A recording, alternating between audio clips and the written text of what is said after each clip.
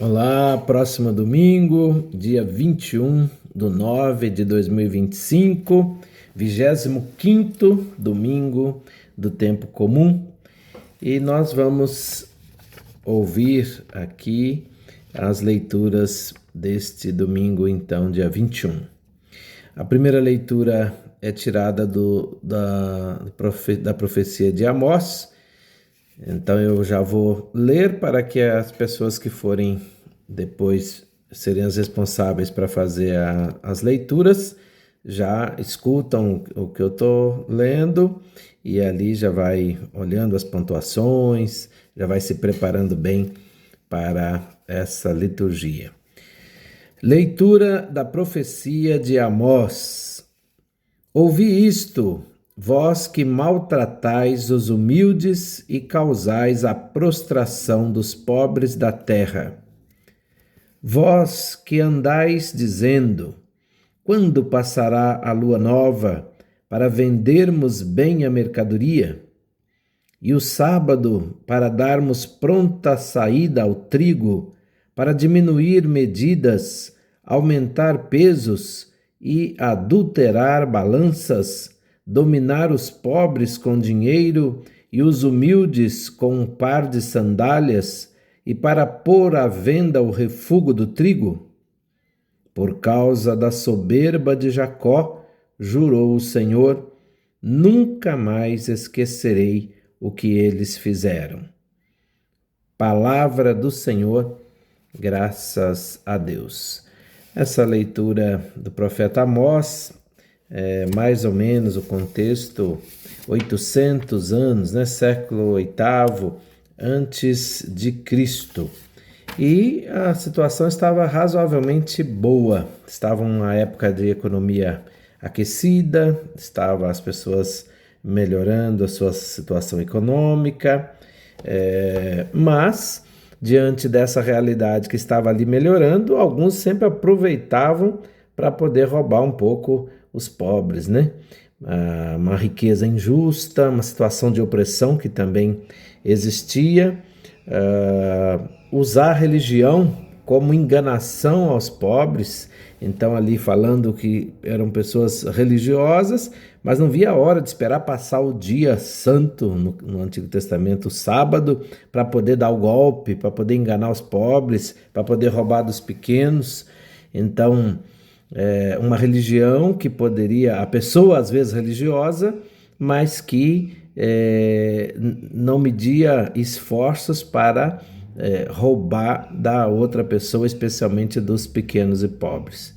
Então, se a religião não serve não está para servir as pessoas, é um risco grande que a gente corre.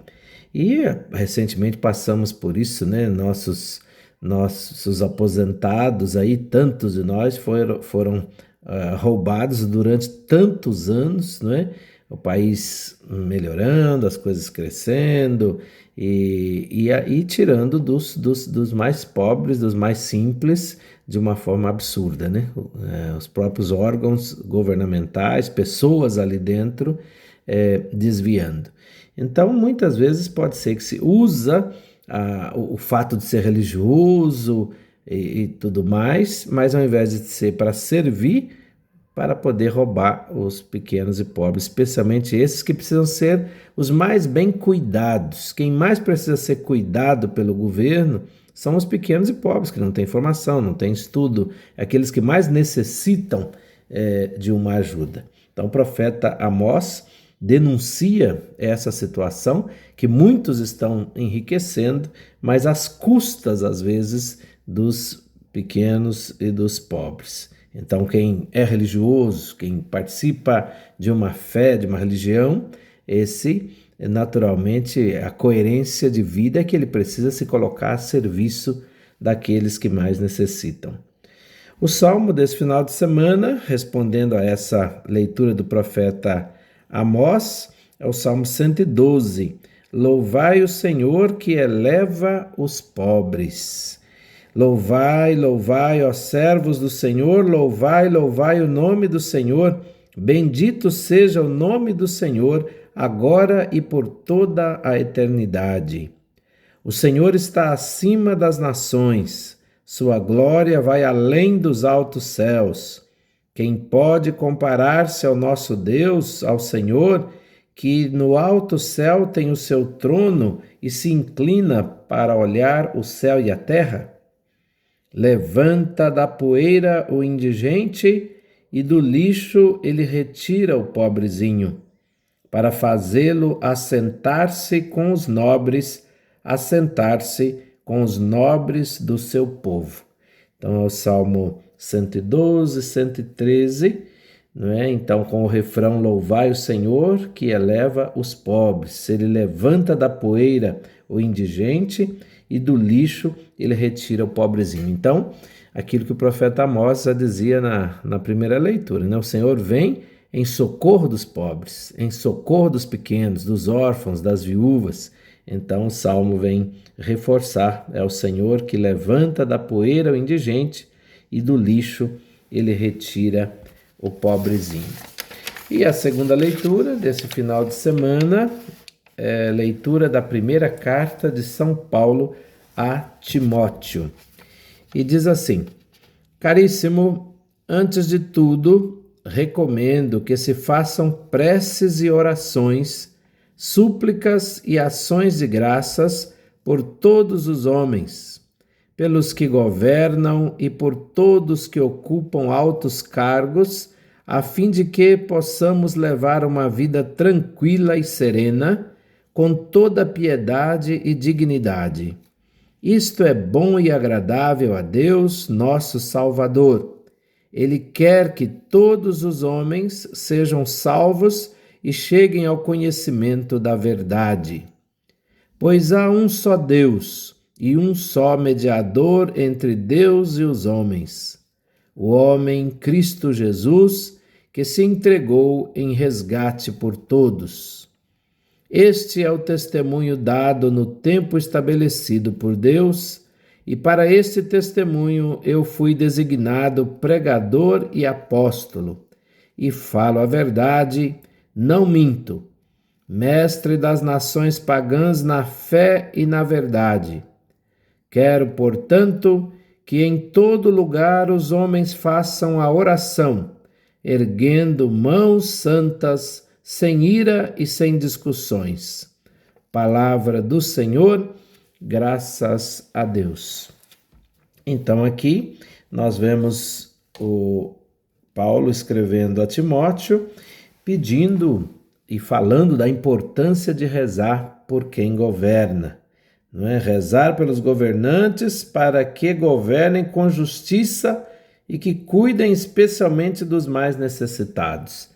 Então, a importância, se o governo vai bem, se a gente reza pelo governo, pelas pessoas, homens e mulheres do governo, e eles vão bem, quem que se beneficia com isso? É o povo de Deus, o próprio povo. Então, rezar para que não caiam nas tentações da corrupção, para que não caiam na tentação de pensar só em si, mas que possam pensar exatamente naquelas pessoas que mais precisam. Quem está governando para alguém que está lá, é o povo de Deus, especialmente os mais pobres, os que mais necessitam são os que mais precisam do governo, e não de serem roubados pelo governo, pelo contrário, ao invés de ser roubados, tem que ser protegidos pelo governo, né? Então, a importância da gente rezar por quem governa, para que eles governem com justiça, seja do executivo, do legislativo ou do judiciário, que a gente possa estar rezando para que eles exerçam de verdade seu papel sem cair nas tentações tantas de corrupção, de desvios, de toda ordem que existe em todo lugar que existe dinheiro, infelizmente, né? Então, que nós possamos rezar pelos nossos governantes. E o evangelho desse final de semana, evangelho de Lucas 16, de 1 a 13. Lucas 16, de 1 a 13, diz assim: naquele tempo, Jesus dizia aos discípulos: um homem rico tinha um administrador que foi acusado de esbanjar os seus bens. Ele o chamou e lhe disse: que é isto que ouço a teu respeito? Presta contas da tua administração, pois já não podes mais administrar meus bens. O administrador então começou a refletir. O Senhor vai me tirar a administração. Que vou fazer? Para cavar não tenho forças, de mendigar tenho vergonha. Ah, já sei o que fazer para que alguém me receba em sua casa quando eu for afastado da administração. Então ele chamou cada um dos que estavam devendo ao seu patrão e perguntou ao primeiro: Quanto deves ao meu patrão? Ele respondeu: 100 barris de óleo. O administrador disse: Pega a tua conta, senta-te depressa e escreve 50. Depois ele perguntou a outro: E tu, quanto deves? Ele respondeu: 100 medidas de trigo. O administrador disse: Pega a tua conta e escreve 80. E o Senhor elogiou o administrador desonesto, porque ele agiu com esperteza. Com efeito, os filhos deste mundo são mais espertos em seus negócios do que os filhos da luz. E eu vos digo: usai o dinheiro injusto para fazer amigos, pois quando acabar, eles vos receberão nas moradas eternas. Quem é fiel nas pequenas coisas também é fiel nas grandes, e quem é injusto nas pequenas também é injusto nas grandes. Por isso, se vós não sois fiéis no uso do dinheiro injusto, quem vos confiará o verdadeiro bem? E se não sois fiéis no que é dos outros, quem vos dará aquilo que é vosso? Ninguém pode servir a 2 senhores, porque ou odiará um e amará o outro, ou se apegará a um e desprezará o outro. Vós não podeis servir a Deus e ao dinheiro. Palavra da salvação. Glória a vós, Senhor. Então aqui nós temos a questão do dinheiro de novo, né? Seja lá na primeira leitura, o profeta Amós, falando da questão do dinheiro, do cuidado com os órfãos, com as viúvas, daqueles que têm menos e da opressão aos pequenos e pobres. Agora aqui alguém que é administrador, Jesus, na verdade Jesus está caminhando com os discípulos, formando os discípulos, mostrando para os discípulos aonde que deve estar a segurança deles. E nessa caminhada conta essa parábola. Então, esse administrador que o patrão percebeu que ele estava aprontando e falou para ele, vai ser mandado embora. Então você precisa dar um jeito, presta contas porque não dá, tem coisa errada aí. Mas é interessante que esse administrador elogiou, né? O dono elogiou esse administrador porque ele deu rapidamente um jeito. Conversou com um que devia para o patrão dele, conversou com outro, diminuiu as contas. Alguns dizem que esse que ele mandou cortar, que ele mandou colocar menos, põe 50, põe 80, põe menos aí na conta. Alguns estudiosos dizem que era, na verdade, uma comissão que ele tinha direito.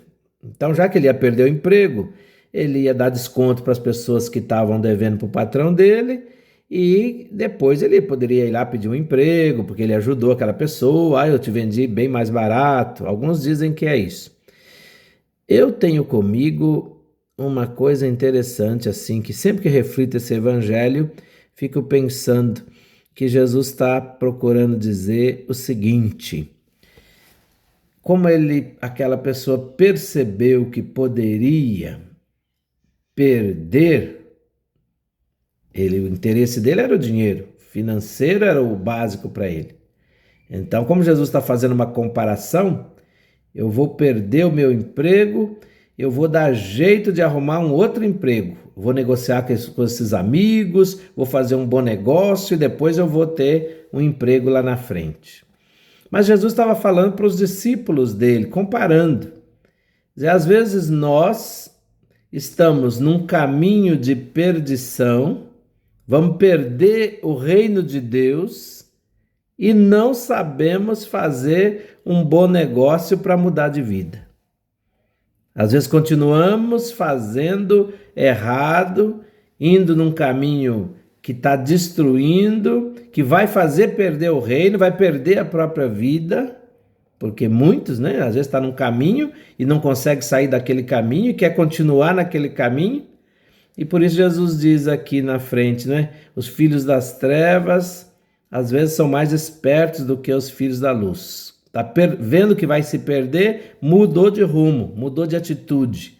E às vezes a gente se pergunta, será que nós, quando percebemos que estamos num caminho contrário ao reino de Deus, caminho do pecado, caminho da corrupção, caminho da destruição sua e do outro, às vezes a gente está num caminho de destruição e não consegue mudar e não muda, e perde o reino de Deus e muitas vezes perde a própria vida.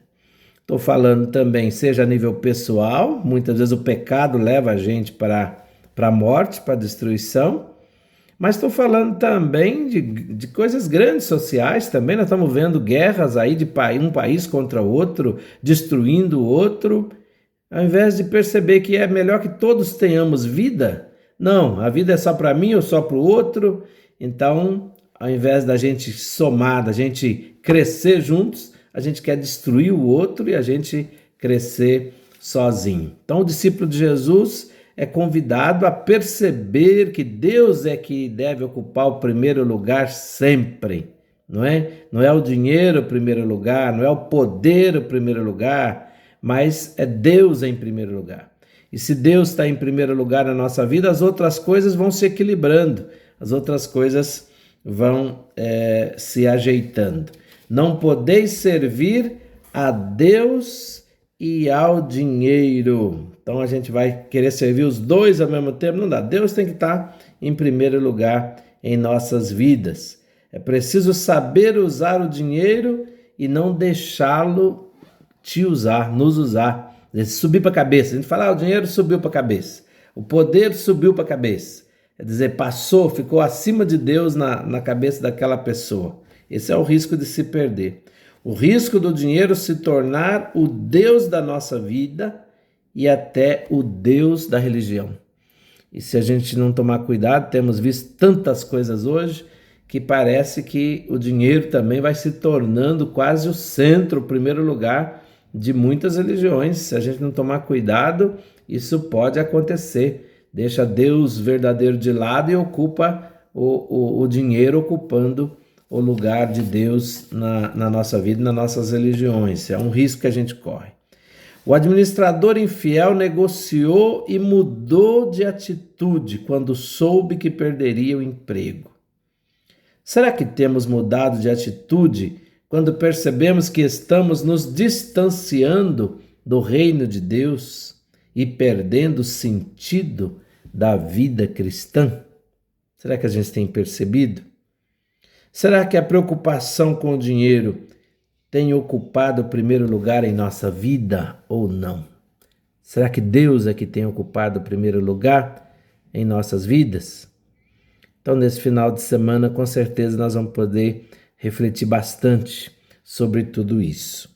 E a boa notícia que fica, a boa notícia que a gente sempre gosta de procurar nessa palavra maravilhosa que o Senhor nos dirige: quem é verdadeiramente esperto não troca o